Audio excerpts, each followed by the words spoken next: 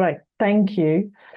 Well, thank you to Ian for the very kind introduction and a warm welcome to everybody who's joining this online event. A very great virtual opportunity for us to hear from Ian and the research team, for them to disseminate the insights and outcomes of this very important social science research project that was funded through WADA's grant program. And I have the pleasure of welcoming you all and thanking you for joining the event. And possibly while I have the opportunity, as you know, we've just been through a very comprehensive consultation process regarding the international standard for education. And so I would like just to say a big thank you to anybody who's contributed to that process, because it has fed into all of the improvements and changes that we are going to make. And as Ian and his team will share later, equally, the research findings have also contributed to some of the evolutions that we have sought to include. But back to the research, I hope, like me, you're keen to hear the outcomes. And I do want to express our thanks to Ian, his team, and the University of Birmingham for coordinating and hosting this event for our education community. And I think that's probably where I will start, because it is this community that is advancing the education agenda. And this is a pretty special community, one I've had the pleasure of being part of for the last, well, coming up to probably nearly 20 years. And I think that it is quite special within the broader anti-doping world. Our education community is definitely committed. We're very curious, we collaborate well together, and we're definitely invested in progress. And in order to progress, we do need your input as well as that from the researchers. We're also a community that continues to demonstrate its belief in clean athletes and striving to do more than we did before to protect them. And this is our spirit. It's our global clean sport education agenda. And, you know, the international standard for education is a significant driver of our desire to be more and do more for clean athletes. I'm just back from holiday, so apologies if I'm a bit jaded or jet lagged, but holidays are always a good time to switch off, have time with our family, and forget about the work a little bit, but also some time to clear the mind and do some reflection. And I would ask all of you to think about your current role.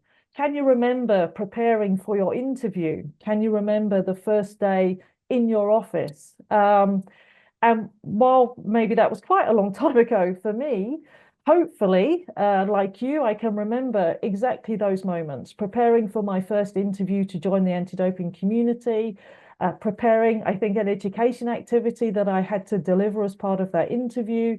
I remember my first days in the UK anti-doping offices and just saw the commitment and passion, you know, of everybody there. I also remember, maybe like some of you who have been on this journey for a while, that even back then there was some realization that things needed to evolve and that things needed to change in the education space. I think back then education, in my experience, was definitely a currency of smiles. Yes, Amanda, that's great. We love education. It's great. We need to do this. Keep going. But there wasn't really any support behind that in terms of resources to start off with.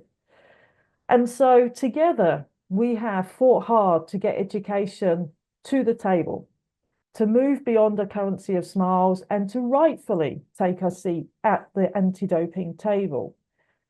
But having the seat is just one step. We also needed to use our voice. And I think we've done that very well collectively over the last decade.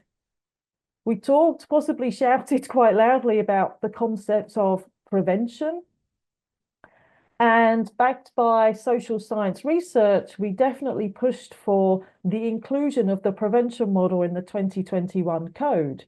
And that finally there is some formal recognition that the key components of the anti-doping system, the rule of law, education, deterrence, detection, prosecution, all have to collaborate and play nicely together for the benefit of clean athletes.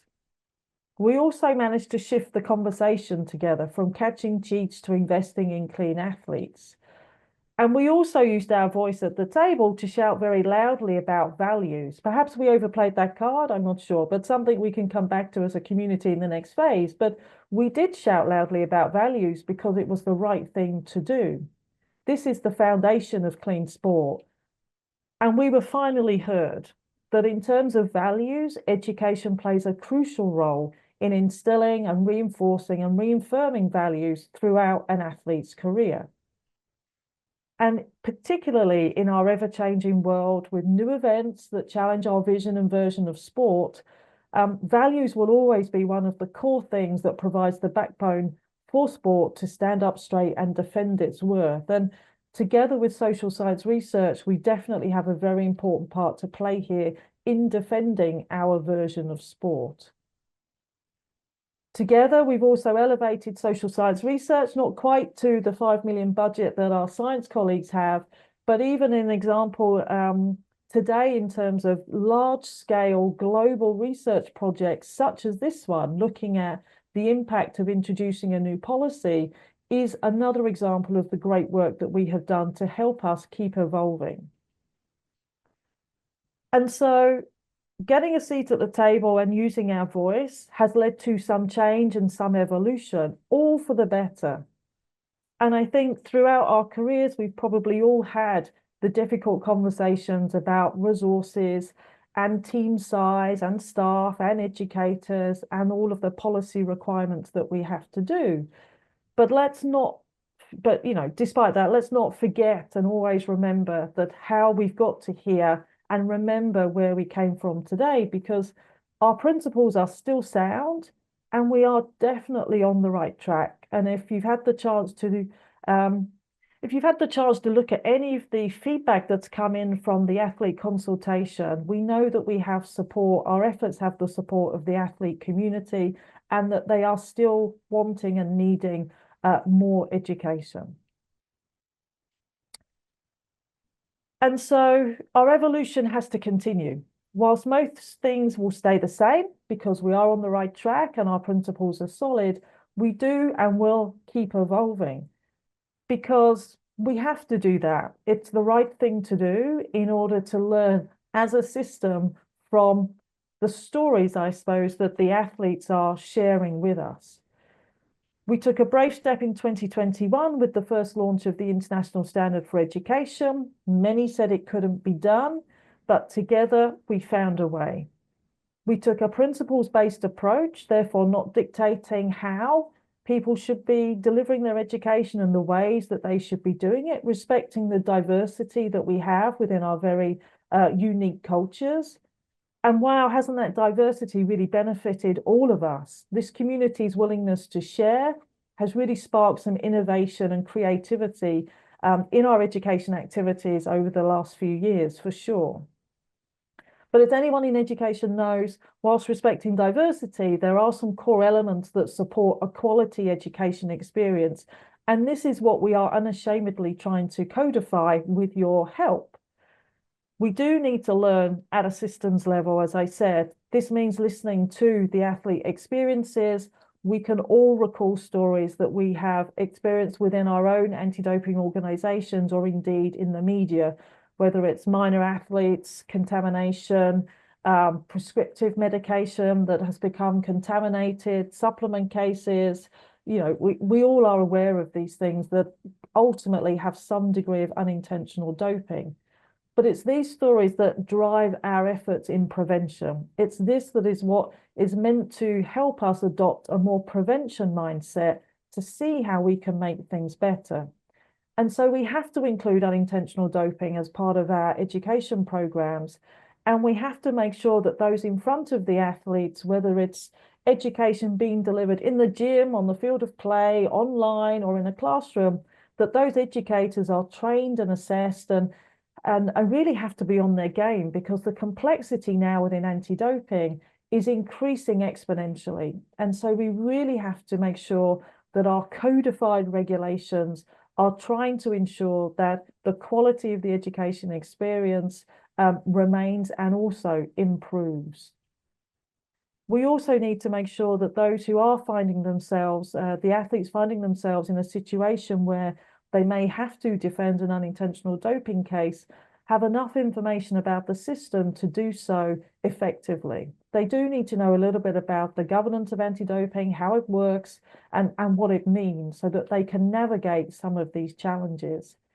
And I hope you've seen our unintentional doping research project, another large-scale global project that we're running. And if you've had any involvement in getting athletes to contribute to the call for contributions, again, we're very grateful for your support. We had over at least 2,000 respondents, and this will feed into our next iteration of guidelines and tools and resources and the next evolution of the international standard for education, because we will learn a huge amount from the community on this particular topic, which hopefully will ensure that we have more concrete actions to deal with this and support athletes in a more targeted way.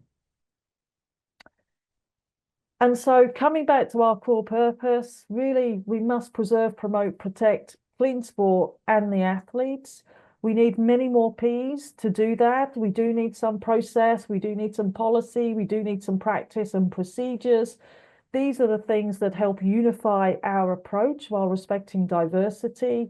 And just like the athletes who are working hard each day to improve their performance, I suppose they deserve the same from us, that any evolution of our policy is just that. We just want to improve our performance because athletes deserve nothing less from us and really shouldn't expect any less from us, because protecting clean athletes has got to be our first priority.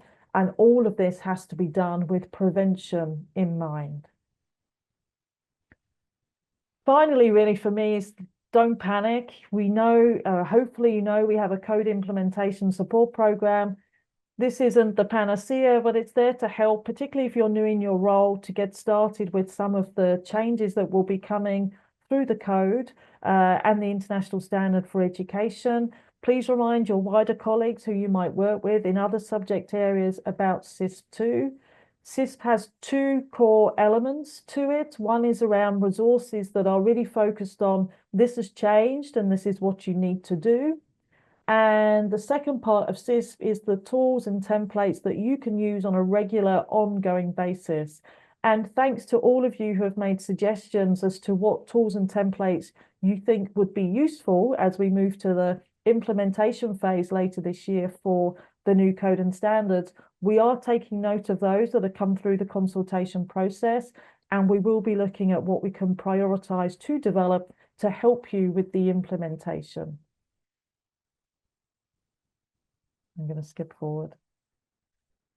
Finally, really, just for me, is that I suppose the international standard for education is, I was reflecting on holiday, a little bit like the head teachers in a school.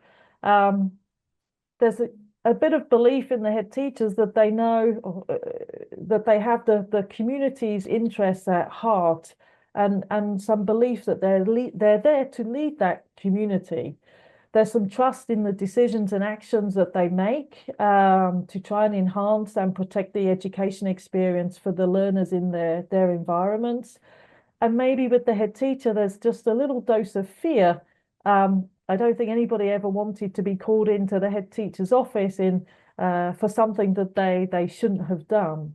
But just to reiterate that the little bit of fear needs to be used in a really positive way.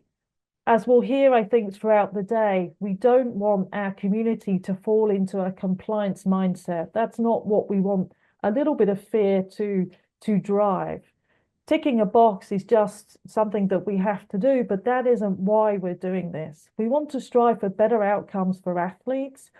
And so my final message is, whilst there might be some uncertainty or some fear about some of the proposed changes, together as a community, we can get this job done. And let's use a little bit of uncertainty and fear as motivation to do our best job, to have our best performance, and to make things better for the athletes that we try and serve on a day-to-day basis. Please enjoy the rest of the conference. I really am looking forward and excited to 2027. I really firmly believe together, and thank you to everyone who's contributed to getting education to the table and for using your voice to elevate education to where it is today. It doesn't stop here, but let's not forget where we've come from, and let's keep in mind where we're heading in 2027. Thanks, everybody. Enjoy the rest of the conference.